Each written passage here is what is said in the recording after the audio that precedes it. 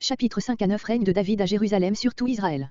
Chapitre 5 Établissement du règne de David sur tout Israël, prise de Jérusalem, défaite des Philistins. Une série de dispensations merveilleuses avait préparé ce moment, sans que David lui-même y eût mis la main. Saül et Jonathan étaient tombés à Gilboa, Isbozoth et Ebner, ces derniers soutiens de la maison de Saül, avaient péri par trahison.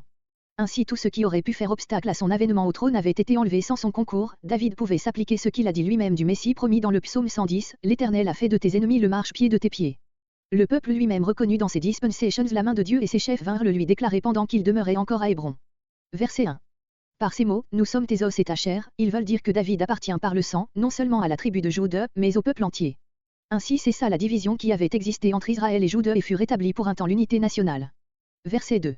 C'est toi qui menais. Voir 1 Samuel 18.5. L'Éternel t'a dit. Voir à 2 Samuel 3.18. Verset 3. Ils honnirent David, voir 2 Samuel 2.4. Verset 5. Jérusalem. Sur le sens de ce nom, voir Genèse 14.18, note. Hébron, chef-lieu naturel de la tribu de Juda, était une position trop excentrique pour servir de capitale à tout Israël. Jérusalem avait une situation plus centrale, comme elle était en Benjamin, c'était là une espèce de compensation offerte à la tribu du précédent roi, sans pourtant que Juda, sur les confins duquel elle se trouvait, pût en éprouver du mécontentement. Mais c'est surtout la force naturelle de cette place qui engagea le nouveau souverain à en faire sa capitale et le centre de la vie nationale. On a dit avec raison que, par cette mesure géniale, David est devenu le fondateur de l'État israélite. Verset 6. Qui habitait le pays, qui avait échappé à la destruction générale des Cananéens, sans doute grâce à la situation inexpugnable de leur forteresse. À moins que tu n'aies repoussé. Les plus faibles défenseurs suffiront pour t'empêcher d'entrer, en raison de la force naturelle de notre ville. Voir au verset 9. Verset 7. Sion. Ce nom, que l'on explique diversement, brûlé du soleil, rocher dressé ou rocher brillant, château fort, désignait originairement la colline orientale de Jérusalem, sur laquelle fut bâti le temple, voir à Ésaïe 2.2, Michée 4.1, Michée 4.8, Jérémie 34.4, note. Il a été appliqué plus tard à la ville entière et depuis le Moyen-Âge spécialement à la colline occidentale. Beaucoup de savants pensent encore aujourd'hui qu'il désigne ici et ailleurs cette seconde localité, voir le verset 9. Verset 8. La phrase n'est pas achevée.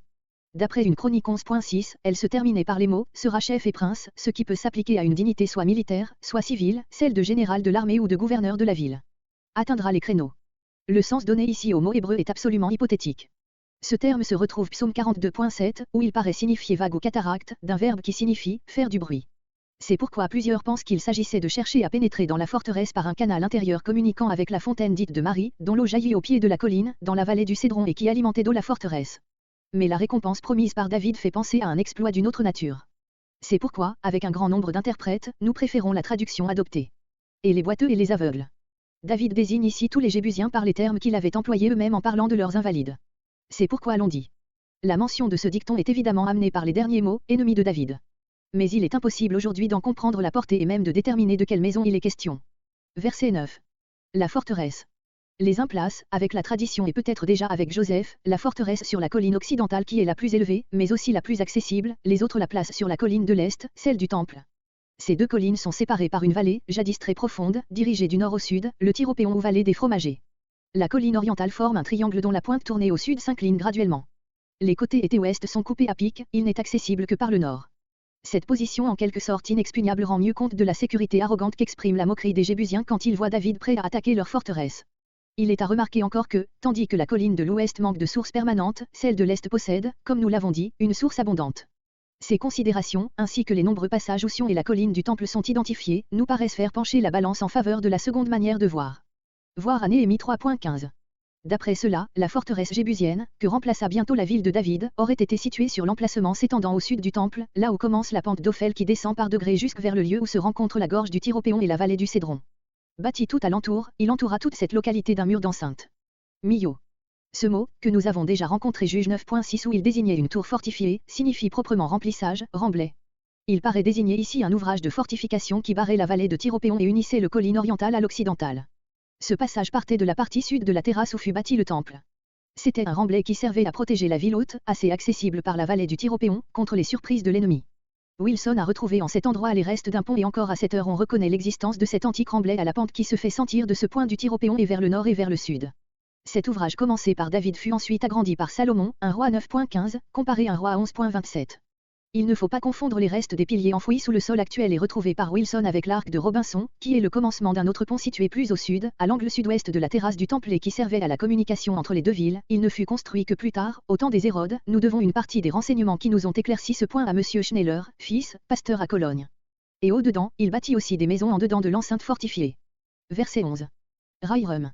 Ce trait de la faveur dont jouissait David auprès d'un puissant roi voisin, paraît être mentionné comme preuve de la grandeur et de la réputation croissante de David. Rien ne nous oblige donc d'admettre qu'il soit ici à sa place chronologique, il peut appartenir à une époque postérieure de la vie de David. D'après un roi 9.11, Rairum vivait encore après la 20e année du règne de Salomon, cependant, d'après Joseph et les sources tyriennes où puisait cet historien, il n'a régné que 34 ans. Comment donc, si David a bâti son palais immédiatement après la prise de Jébu, c'est-à-dire 33 ans avant la fin de son règne, Rairum aurait-il pu régner encore au temps de Salomon? On pourrait penser qu'il s'agit ici du père du roi Rairum contemporain de Salomon qui selon les documents tyriens s'appelait Abibal, mais qui pouvait porter aussi le nom dynastique d'Hiram, mais 2 Chroniques 2.3 où Salomon demande à Rairum d'agir envers lui comme il a agi envers son père, ne permet pas cette solution. Ou bien ce passage des Chroniques renferme une inexactitude, en identifiant le Rairum de Salomon avec son père, ou bien la durée du règne d'Hiram indiquée par Joseph est fausse, ou bien enfin il faut placer la construction du palais de David à une époque beaucoup plus tardive que celle où nous sommes arrivés. Cèdre. Jusqu'alors, on ne bâtissait guère en Palestine qu'avec du bois de sycomore et au moyen de briques, Ésaïe 9.10. Du moment où il s'agissait de bâtir un palais, il fallait des ouvriers habiles à tailler la pierre et le bois de cèdre, plus précieux que tout autre, la Phénicie possédait dès longtemps de tels ouvriers. Verset 12. Ce verset se rattache directement au verset 10.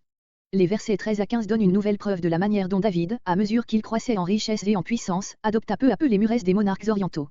Le nom de Salomon, mentionné verset 14, montre que nous avons ici une énumération anticipée.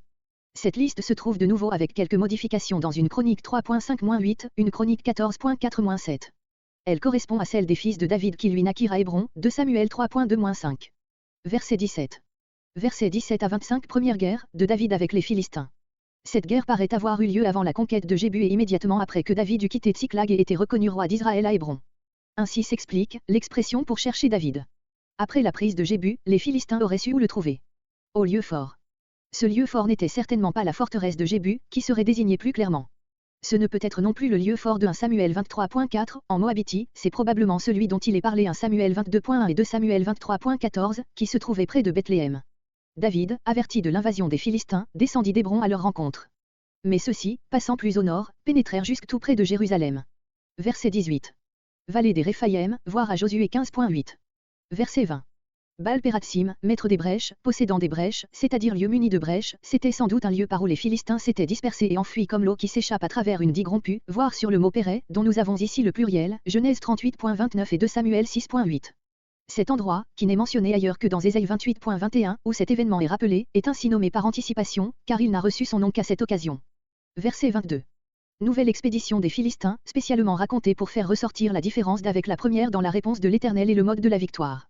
Pour le moment, il suffit à David d'avoir repoussé l'ennemi, plus tard il lui rendra victorieusement les procédés hostiles dont il est en ce moment l'objet, 2 Samuel 8.1.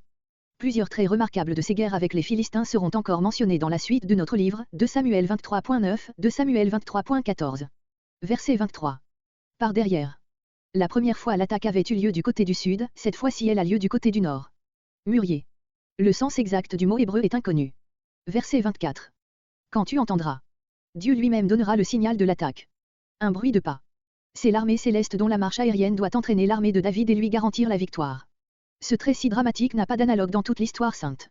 Cet exemple prouve que la révélation divine par l'Urim et le Thummim n'était pas une simple réponse par oui et non à une alternative posée par le grand sacrificateur. Verset 25. Géba, voir Josué 18.24.